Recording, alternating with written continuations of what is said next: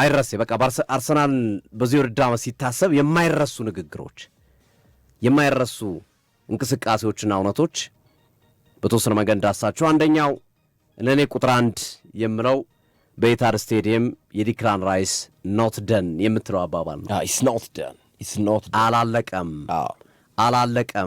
አላለቀም የሚለው በብዛት ከአርሰናል ዋንጫ ማንሳት ጋር ተያይዞ አሁን ላይ ቫይራል የወጣ ንግግር ነው የዲክላን ራይስ ንግግር።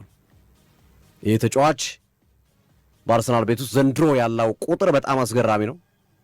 ይህ ተጫዋች ባይኖር አርሰናል ዋንጫ ይመስላል ወይ ያነሳል ወይ? አይመስለኝም። በታሪክ ራይስ ባይኖር ራያ ጋብርኤል ማጋሌሽ ባይኖሩ ይሄ ቡድን ዋንጫ የማንሳት እድሉ ጠባብ ነው። በተለይ የራይስ ሚና ደግሞ በጣም ላቅ ያለ ነው።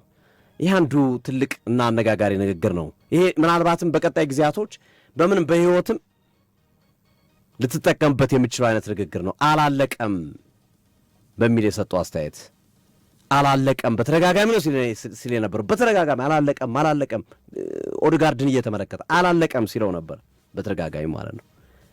እና ያቺ ሞራል ያመጣችው ነገር ቀላል ናት ብለን ማሰብ እንጂ ሌላው